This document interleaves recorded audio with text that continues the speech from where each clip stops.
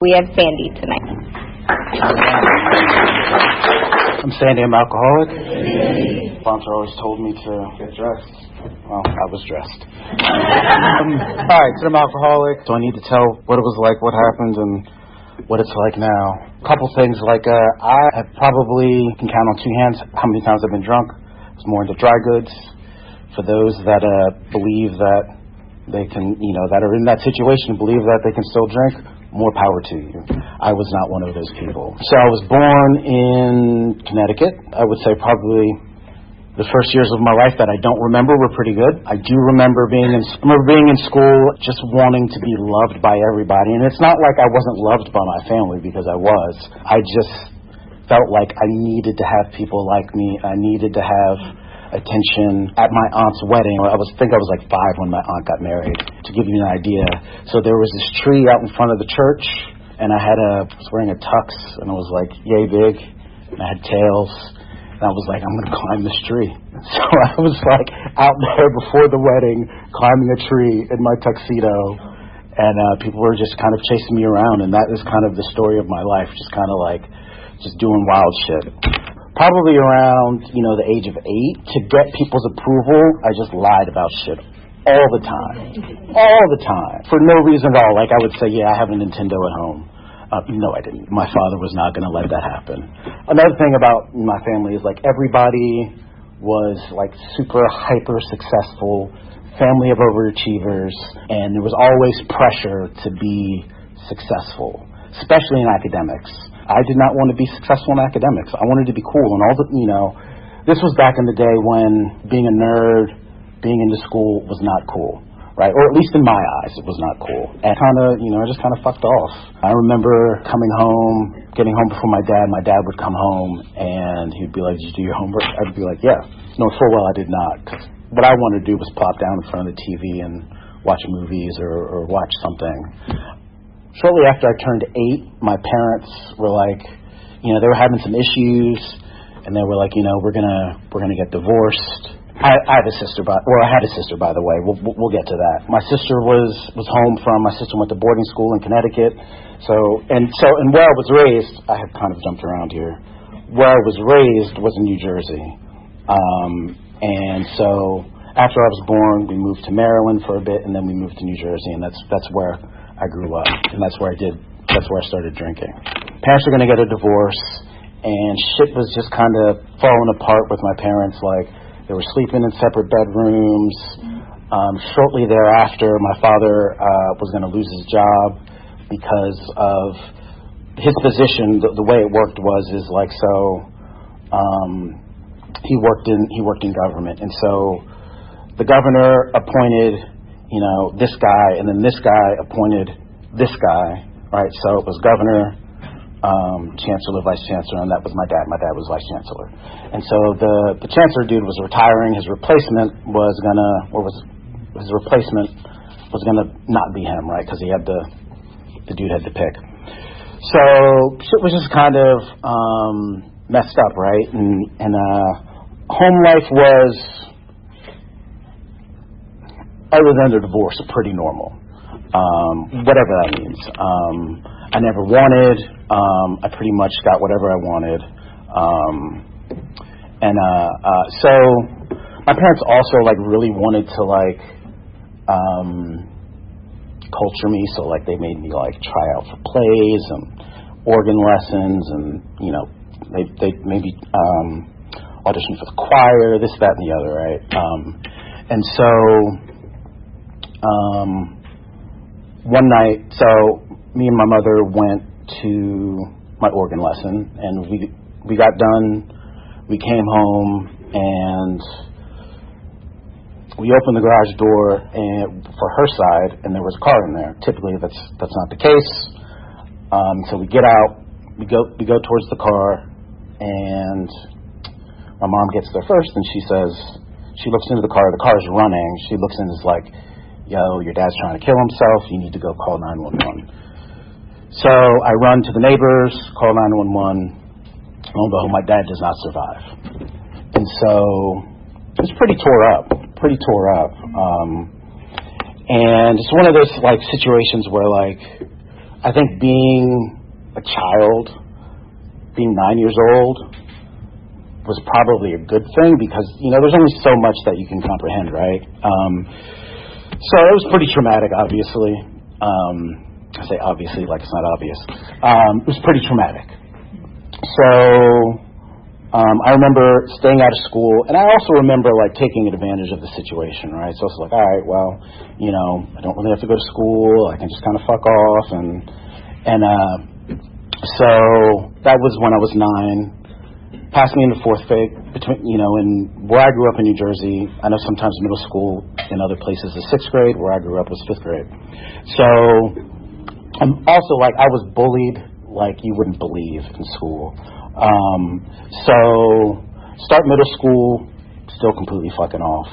Did not want to do school. I can actually remember so we had these math tests where they were timed, and when you finished, you wrote your time on the paper, right? So I wanted the fastest time, so I would just write numbers on the paper. And that eventually actually got me in trouble. But so lo and behold, that would have been 1990.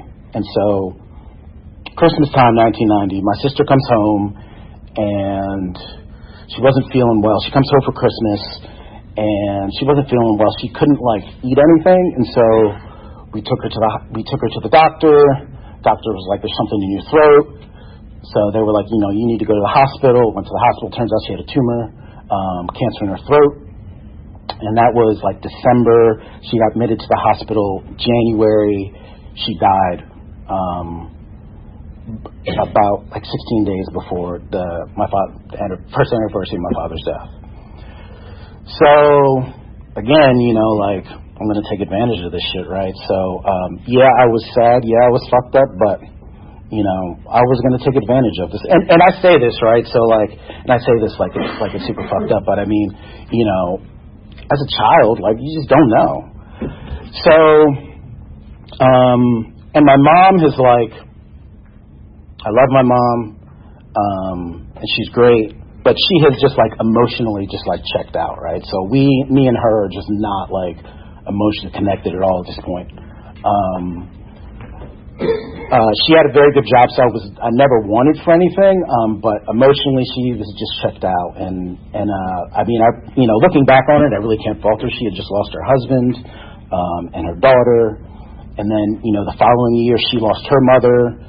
So that would have been 92. She lost her mother, my grandmother. And by this point, death was just, I was just kind of numb to this. It was like, okay, it's another one. And, so that was probably around 6th grade. And, I started getting into a lot of trouble around that time. So I got my first, suspended from school, my first time. I threw a pen at somebody and it almost gashed their eye out. I got pretty lucky. But yeah, I was an idiot. And so around the time I was 13, I had my first drink. No, not my first drink, my first drunk. Because my parents I loved them to give me sips of their alcohol. I loved them to give me sips of their alcohol. And so I got drunk the first time, I think maybe the summer before high school, or no, maybe the summer, maybe it was when I was still in middle school. But I remember very well. It was my mom had this old 6-pack of Moosehead, and it was warm, and it was disgusting. And I remember I got very sick. Which is kind of a thing for me, right? So a lot of people they develop a tolerance for alcohol. They can at least they might not be able to control their drinking, but they can control the rapidity of the next drink, right? So they say, okay, well, if I drink 6 drinks in 10 minutes, I'm going to get sick. I didn't have that, right? So I was 6 drinks, 10 minutes, let's go. And that's probably why I didn't drink that much, because I was always like, now. So, warm Moosehead, bad experience. But I was cool, right? So I was hanging out with my friends, and, it was cool. It was cool to get drunk, even though I, didn't really enjoy it. Which is kind of, the story of that time of my life. And then, right before high school, I got high for the first time, and, my world just, opened up. People talk about, how there's this gradual descent into alcoholism, and that, and I didn't have that. Some people talk about, they had their, their first drink, and then, it was, maybe a week or two. It was like, that happened to me the first time, and I was like, from the moment I started, that's all I wanted to do. Probably like a lot of people here in this room, I went to high school, but the only reason why I went to high school was to get loaded. And so I went to high school and never went to class. We used to hang out on the sidewalk, smoke cigarettes, and get wasted. And so, that was just what I wanted to do, and my mom was not pleased, to say the least. She was not too hip to what I was doing at this point, yeah, I was just about it, and I was about ripping and running, and, I stole from her, and I don't know how many times I took all of the change out of her car, because back then, if you drove on the interstate, at least in New Jersey, there were lots of tolls, and so you needed change. This was before Easy Pass and all that stuff. I remember, in the morning, getting ready to go to school, opening up a little change pocket in the car and just grabbing all the quarters or grabbing all the nickels. I did that so many times. So, at this point, we would jokingly, me and my friends would jokingly say to each other, we're alcoholics or we're addicts or whatever. But the friends that I hung out with then they were like me. It was very strange. So a lot of the people I surrounded myself with were about getting loaded as much as I was, which is always a recipe for disaster. So I had my first run-in with the law. I got drunk, and where I grew up, everybody hung out in town, and I lived on the other side of town, and we got wasted. We were drinking 40s, and I got sick, of course, because that's just, what I do when I drink. I drink so much I get sick. And I remember I was so I had my bike, and riding your bike drunk, at least for me, was not an option. I've tried it before. It just doesn't work. It just does not work. So I was like, all right, I'm just going to leave my bike in town, locked up, and I'm going to walk home. So I got to the public library, and I was so wasted, I just couldn't move. So I just, sat down behind the library and just went to the bathroom and was just like, all right, went to the bathroom myself. I got to go home. And so I passed out for a bit, got up, began to walk home, and I remember walking, and then I remember being black, and then I remember being woken up, and somebody saying to me, hey, come get in the car. Turns out I was a police officer, and so I got in the car. He didn't cuff me. I just got in.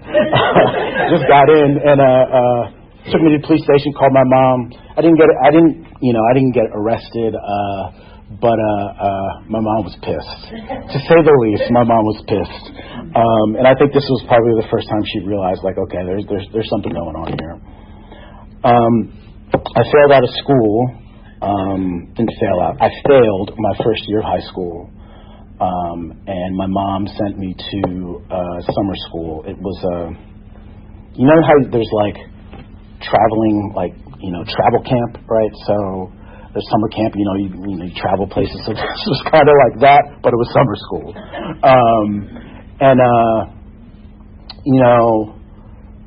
I really couldn't get anything, but I had kind of manipulated a psychiatrist to give me drugs.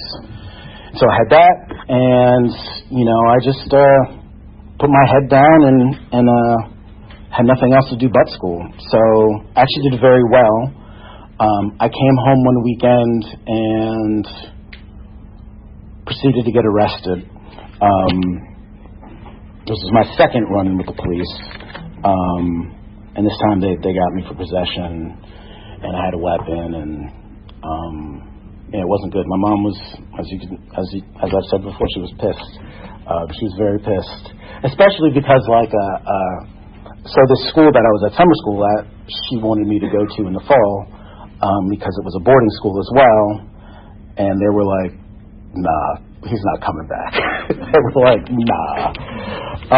So at this point, my mom had no clue what to do. And so she decided to send me to a wilderness program in New Mexico. And when they said, I went, I did 3 months, and they were like, yeah, he's not ready to go back into society. So in the 90s, there were in the 80s and 90s, there were these programs I think they were called emotional growth schools.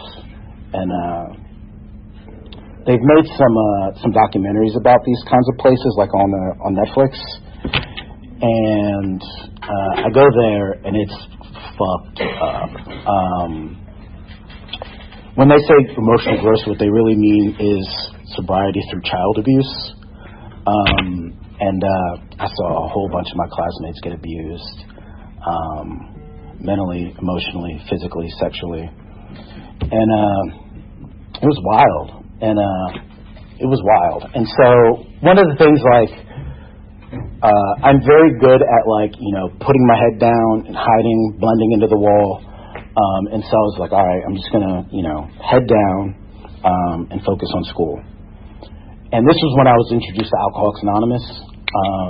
The school was, quote unquote, abided by the 4 absolutes and the 12 steps of recovery.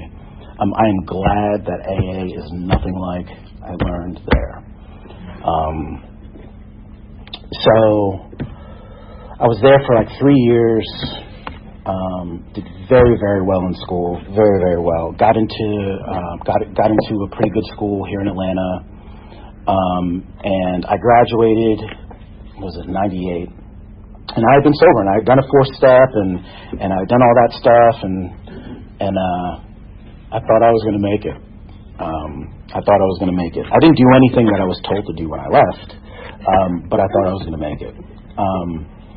So there were about 9 months in between when I graduated high school, when I got out of this place, and when I was going to move here to Atlanta. And let's say after about 2 months I drank, and the story I'm probably about to tell is probably not as funny as I think it is, but so the night that I drank, we had Chinese food, and the night that I relapsed after 3.5 years, we had Chinese food. In the fortune cookie, it said, "Beware of evil temptation." Clearly I ignored that, right? I was like, whatever. Over the next few days, I got into 3 or 4 car accidents. None of them, luckily, for none of them I was drunk. But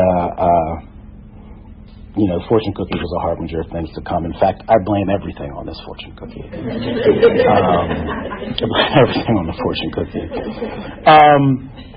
So, at this point, I drank again, and I drank a second time, got sick, as I do, and I was like, well, maybe I'm going to try the sober thing again. And at this point in time, I had not contacted any of my old friends, and I just really didn't have people to hang out with, and I was super lonely. And so I reached out to my old friends, and their lives had not changed. They were, people say people, places, and things, and that is true. So not the first time I hung out with them, but the second time I hung out with them, it was on. And in the big book it talks about how the dude that goes and mixes the milk with his whiskey. He's like, I got self-knowledge. It's the dude that didn't drink for 30 years. I got self-knowledge. I can go ahead and drink. But I was a self-knowledge guy, right? I was like, I'm pretty smart. I know what to look out for. Yeah, what they said, what they said in school is coming true, but I got this. I know what's up. I know how to interact with people. And within a couple months, I was doing things that I never thought I was going to do, doing substances I never thought I was going to do, and so I didn't work that entire summer, and I just, again, my job was getting wasted, and I remember it being 6 o'clock in the morning. My heart was beating so fast. I remember I was like, I should probably go have my mom take me to the hospital, but then she'll find out. So I can't do that.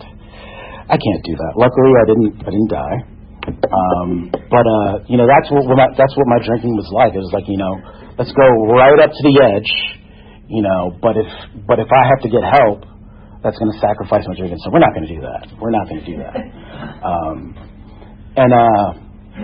So that summer ends, and I'm going to move to Atlanta to go to school. And I had one of those moments of clarity where I was like, it was probably a couple days before I left for Atlanta. Me and my friends are getting wasted, and I'm watching so I got wasted so my group of friends there were a whole bunch of people that were my age, and then there was a whole bunch of people in their 40s, right? And so all of the people's, now looking back at it, all of the people that were 40, that was our future selves, right? And one of those people was my friend's mom, and I watched them smoke crack together, and I was just like, this is not good. This is not a good situation. What is going on here? Luckily, I left, and so there are more situations like that that come up. And so I come to Atlanta, and it's on. I fall in with the wrong people almost immediately, like we do.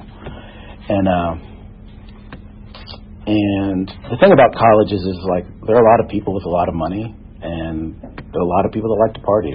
And I took full advantage of that. I believe that I could talk people out of the money pretty easily. And so I, again, didn't go to class. That was a theme in my life, right? So I get to school, and if I had a choice, I was not going to class. I was getting loaded. And I failed, of course, because that's what happens when you don't go to class. And my mom was like, you're fucking out of your mind. I came home for Christmas, and she was like, you're fucking out of your mind if you think I'm going to pay for you to go back to school if you're not going to do anything. And I was pretty worried, right? So, I knew that if I stayed in New Jersey with those friends, I was going to die. That was, plain, very plain to me. And so I was like, I don't care if you're not going to send me back to school. I'm going to go back to Atlanta. A couple months later, I come back to Atlanta, take my inheritance, and it's gone in 2 months. And I have no money. And I'm afraid to get a job. I'm super afraid to get a job. So my roommates are out of town, and they like to grow things, and I was like, I just rip them off. And I did, and I got caught. And they were like, yeah, you can't live here anymore. And they're like, yeah, we're going to shoot you if you come back. And so I had no place to go at this point. I end up so I was into raves, and when they were a big thing, and in fact, there's somebody in here that I probably rubbed shoulders with that eventually got sober at raves. And so I was at this show, and I had no place to go, and I called my uncle, and I remember I had a fever, and I was like walking down the side of Memorial Drive in July, It was like, had to have been like 95 degrees. And I'd been up all night, and I was probably smelling pretty bad. And so I called my uncle. He came to pick me up, and I don't think he knew what to do. So he called my mom, who called. I had a friend of the family, a super close friend of the family that was in recovery. And so he came and picked me up. And he was like, look, dude, like, something's got to change. So he's like, listen, like, and we were on I-20. And he was like, look, dude, you can either get out of the car or I can take you to rehab. And I didn't want to get sober, but I did not want to walk on I-20 in 95-degree weather with a fever. So I was like, all right, you can take me to rehab. And so I ended up at Ridgeview. And my whole thing at this point was just like, all right, I might want to get high, but I'll just be honest with these people. And I would like to tell you that I got sober, but I did not. I eventually left against medical advice, got wasted again, ended up on the south side of town in this fucked up ass rehab. I always end up at these super fucked up places, in this real messed up place, and so I remember saying to one of the counselors there, I just want one more. I just need one more. And, I never want to feel like that again. I remember, saying like, it talks about, we can't bring with sufficient force a memory of a week or a month ago. Like, that was me. Or if I did have the memory, like I don't give a fuck. I'm willing to, like, sacrifice it all. Again, I go get wasted, and I come back, I get caught, and so I start the program again from the beginning. And I would like to say it took this time, but it did not. But I probably stayed sober about 2 years at this point, and so this would have been 2002, and I get wasted again. But at this point, I get wasted while in the 3/4 house, but the dude that was running it was selling meth, and so he was not really probably paying attention to what was going on with me. And so lo and behold, I run into some people that I was at Ridgeview with, and they're like, I'm still going to meetings while I'm at this place, right? While I'm getting loaded, and so I get in touch with some people some people my age that are in recovery, that are going to meetings on the north side. And I start hanging with them. And, one day starts, one day becomes two becomes three, and so on. And a bunch of my friends, they're, going to do a book study, and they're going to work the steps. And so I want to hang out with my friends, so I work the steps. And I say a lot of the times that I kind of just got sober kind of by mistake. Like, I was just doing what those around me were doing. My life got good. My life got really good. So I knew my life was getting good when it was the day after I had done my 5th step, or 5, 6, and 7, and I was at a movie theater. I had to walk past the movie theater to get back to my 3/4 house from my job. And so I went and saw a ton of movies. And so I remember I went and watched Spider-Man, Tobey Maguire Spider-Man. And, Uncle Ben is dying, and he says, what do you say? With great power comes great responsibility, and I start crying, right? So probably the first real emotional thing that's happened to me in a long time. And from there my life gets pretty good. We caused a lot of trouble. So I got sober with some of the people in this room, and we caused a lot of trouble. But we didn't drink. And one of the things that people did around me was they did service. And I got involved in young people's AA. And I went back to school. I would like to say I did well in school, but I didn't go to class. I didn't go to class, but I didn't drink. I wasn't all about getting high and drinking. But you think you get sober, and it's you go back to school and you're going to do well. That was not my experience. If school didn't come naturally to me, if, what I was working on, wasn't easy, I just didn't want to do it. or I was afraid to do it. And, I ran the gamut of majors. It took me 8 years to get a 4-year degree. Most of the time I was a full-time student. The fact that Kennesaw did not put me on academic probation, I don't know how that didn't happen, but they never put me on academic probation. Probably because I withdrew from classes before they actually gave me enough. And so that was kind of like early, my first 8 years of recovery. I kind of fucked off and had a lot, had good times, and most of my friends were in school. When I had around 4 years, I think almost all of my closest friends that I got sober with drank. And it was fucking devastating. It was fucking devastating. And some of them died, some of them completely destroyed their lives, and some of them got sober again. And so, and that just, you stick around long enough, that's going to happen. And I was not prepared for that. I also believed that even though that they drank, that I'd still hang out with them a lot. Yeah, that was not a good move. That was not a good move. However, I did stay in touch with them. Friendship is like super important to me, and so like I was like, I'm not going to press them. I'm just going to call them every now and again. Every couple months, give them a call. What's up? How you doing? Blah blah blah blah blah blah blah. There was they didn't hide from me.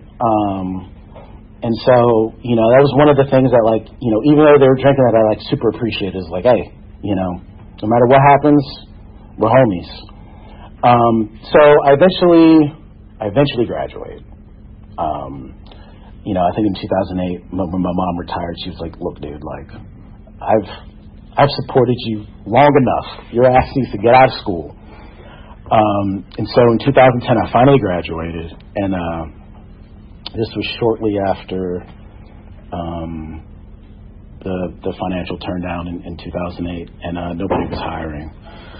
So I was like, well, I'm just going to do what I've always done and take a loan and go back to school. And so I decided to go to grad school, and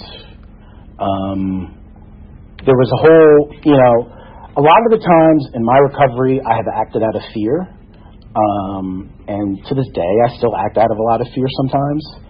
And the whole grad school thing was, so my undergraduate was in mathematics.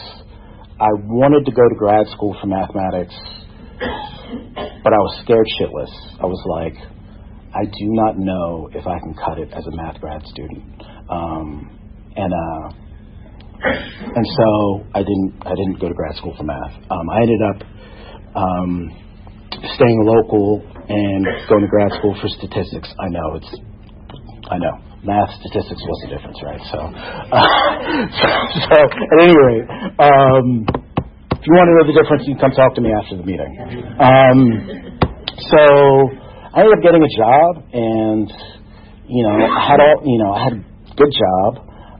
I graduated grad school. At this point, my mom, I think when I was in grad school, my mom had breast cancer, and when I talked to her about it, she was like, yeah, dude, whatever, man, I got it. We'll be good. I was like, all right, Mom. My mom is like super spiritual now and is a super happy person, so happy it makes me like so upset sometimes. I'm like, why are you so happy all of the time? God, but she's great. And so I go see her and we deal with that, but she has cancer, but I can show up for her, right? So I think I drove her to the hospital. Did I drive her to the hospital? I think I drove her to the hospital. Sorry. My memory's not that good. But I can show up, right? So I showed up, took her to the hospital, and she got through it. At this point in my life, like, I had the job, I didn't have the car, but I had a car, but I had the job, I was making really good money, and I thought it was it. I thought I had a super important job, and I became very, what's the word? attached to this job, and I thought it was everything. I was like, this job is me, and I got super, as far as my job was concerned, I had no boundaries. It was like, you need to work 3 weeks in a row. I would work 3 weeks in a row with no day off.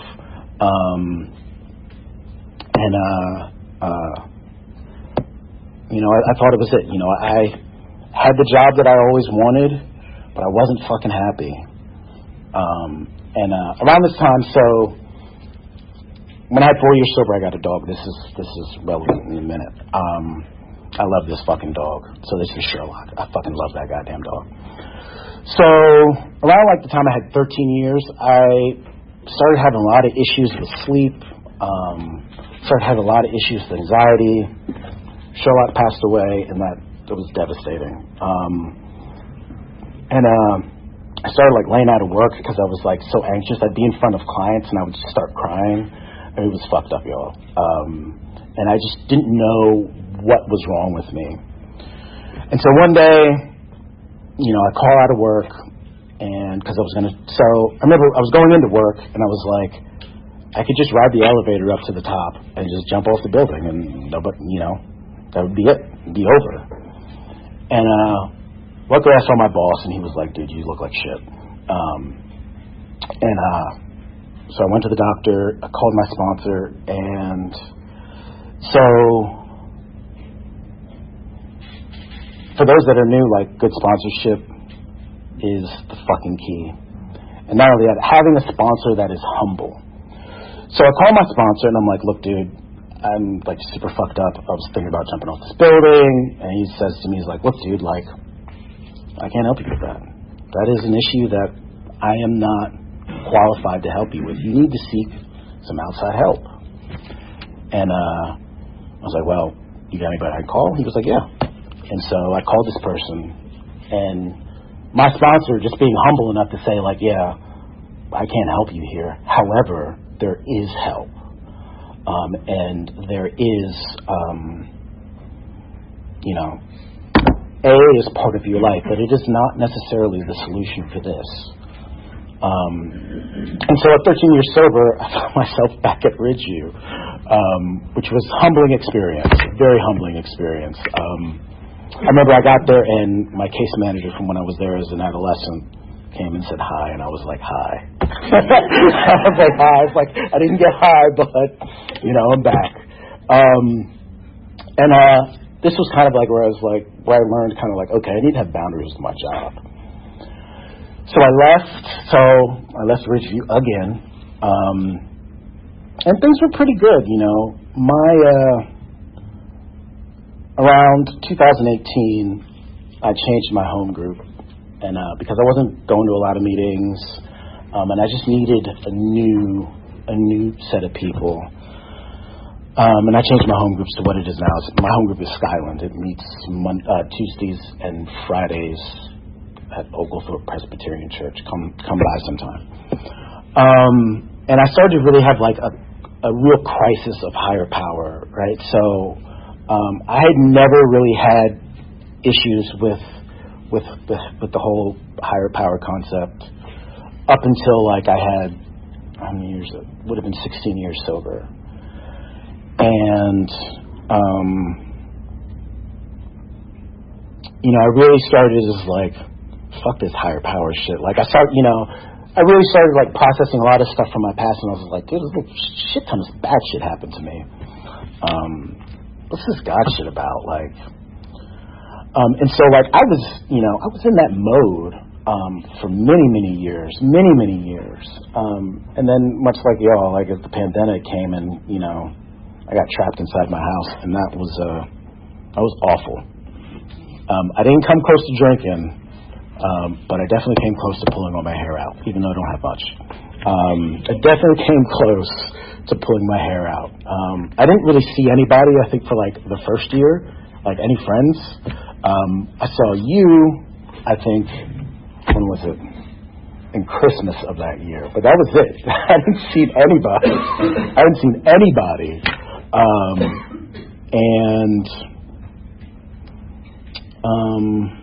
yeah, and so that was the pandemic. Me playing video games when I was supposed to be working. Yeah, and that's what I did. And I didn't go to meetings, and yeah, there were online meetings. I was like, fuck that, I'm not going to go. Because, not that Alcoholics Anonymous is a social experience, but for me, coming to meetings, I have a lot of friends in Alcoholics Anonymous, and it's important to me. So during this whole time, so I've been in 4 different groups. I've been GSR 4 different times. Even though I wasn't going to meetings, I made my district meeting. I was GSR. I made my district meeting almost, I'd probably say 90% of the time, even though I wasn't going to meetings. I went to my district meeting, and that was super important to me. So honoring my commitments in Alcoholics Anonymous is super important to me. Probably because I have this chip where I'm like, if I don't do it, nobody else is going to do it. Somebody will step up if I don't do it. But it was super important to me to do it. And then a couple of years ago, I got elected DCM. And, my sponsor had been DCM, and he hadn't told me how much work it was. So if you guys ever run into your DCM, thank them. Because it is the most thankless job in Alcoholics Anonymous. We don't vote. We are just, the conduits of information, or they are just the conduits of information. And there's a lot of work involved. So if you run into your DCM, who is Thomas R., thank them, because it's a lot of work. And they probably are like the linchpins to Alcoholics Anonymous. And so we're almost up to the present here, and I'm right on time. So one thing I've learned in my recovery is, I make a shit ton of mistakes, and life is going to happen, and I'm going to do dumb shit, and I'm not going to listen to people. So there was a situation that happened in my life last year, where people were like, I was talking to people about it, yeah, it's not a good idea. Yeah, it's not a good idea. My therapist was like, yeah, it's not a good idea. I was like, I don't give a fuck what y'all say. I'm going to fucking do it. And the shit blew up in my face again. And, that shit happens. And I really had to, just kind of pick myself up and say, okay, let's just fucking throw myself back into Alcoholics Anonymous. So during this period of time, I don't think I went to a meeting for a couple months. When I get upset, and I tend to get on my couch, play video games, watch the news, and watch a ton of reality TV. And it is fucking terrible. Like stuff like 90 Day Fiance, and it's just shit that I would not normally fucking watch. I hate that stuff. I absolutely hate that stuff.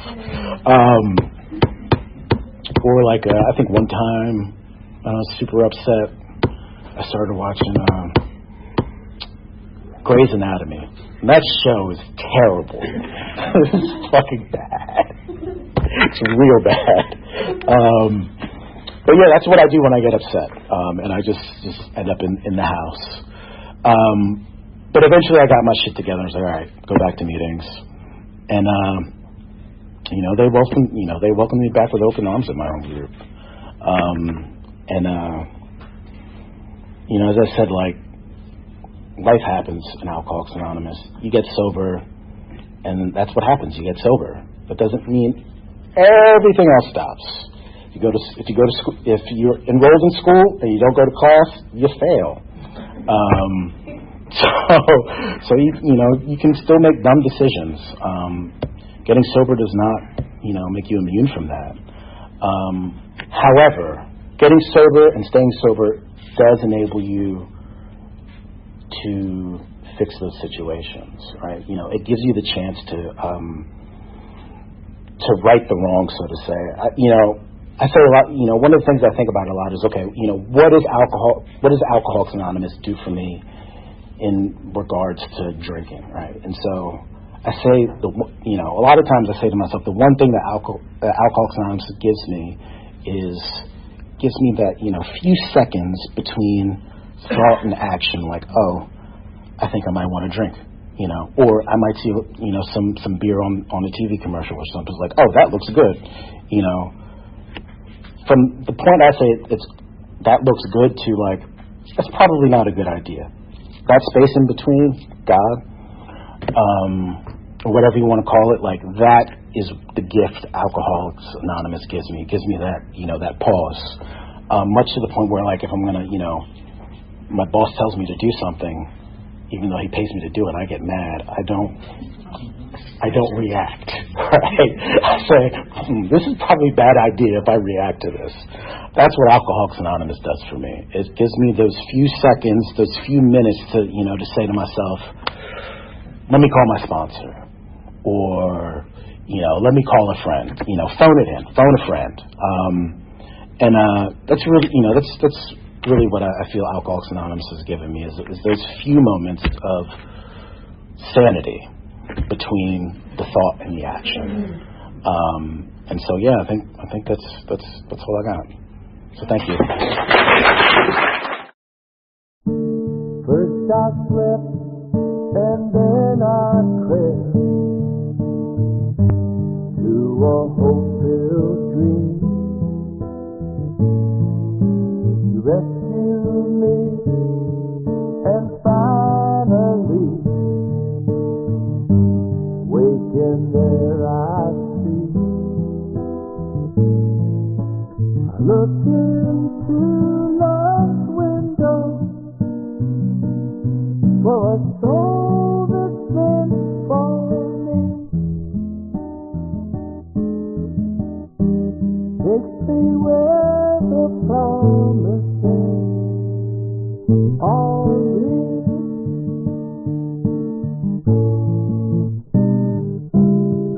Sometimes quickly, sometimes slow, we get just what we need. On a broad highway,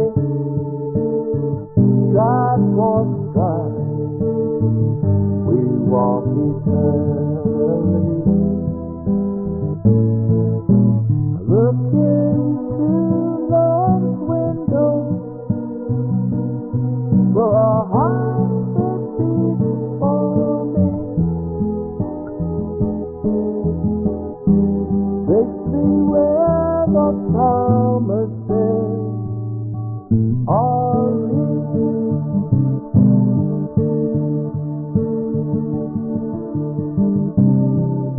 And I always long for something that sets me free. And I love to a world in harmony. Below the vision that one day would appear to me. Take me where the promises are real.